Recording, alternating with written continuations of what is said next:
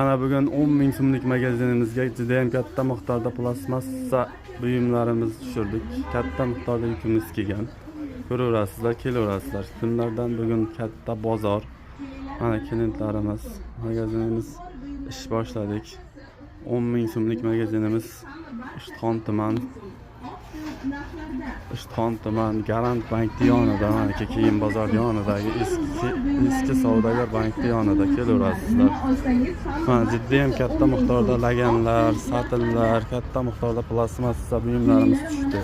Hamma so'ragan chuvin urgichlar keldi mana.